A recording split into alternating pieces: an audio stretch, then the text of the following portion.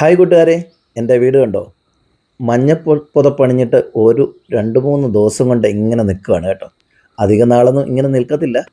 ഇത് വളരെ ഒരു 3-4 ദിവസം കഴിയുമ്പോൾ ഒഴിഞ്ഞു പോകുന്ന ഒരു വസന്തമാണ് ഈ ക്യാറ്റ്സ് ക്ലൗ എന്ന് പറയുന്നത്. പക്ഷേ ആ പൂക്കളില്ലെങ്കിൽ പോലും അതിൻ്റെ ഇലകൾക്ക് ഒരു നല്ല ഭംഗിയുണ്ട്. നല്ല ഗ്ലേസിങ് ആയിട്ടുള്ള അടുക്കടുക്കായിട്ടുള്ള ഇലകൾക്കും ഒരു ഭംഗിയുണ്ട്.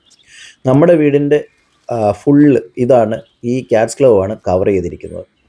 വളരെ അറേഞ്ച്ഡ് ആയിട്ടൊന്നുമല്ല ഈ ക്യാറ്റ്സ് ക്ലൗ കടന്നു പോയിരിക്കുന്നത്.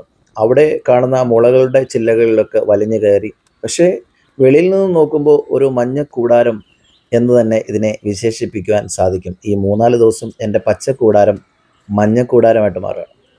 പലരുടെയും സംശയം, ഇത്രയൊക്കെ നമ്മൾ ഈ വള്ളിപ്പടർപ്പുകളൊക്കെ വളർത്തുമ്പോൾ പാമ്പ് വരില്ലേ എന്നുള്ളൊരു സംശയം എൻ്റെ സൗഹൃദങ്ങൾക്കിടയിലും, അതുപോലെ അനേകം വ്ളോഗേഴ്സ്, മില്യൻസ് അടിച്ച വ്ളോഗേഴ്സ് ഉണ്ട് കേട്ടോ എൻ്റെ വീടിനെ പറ്റി.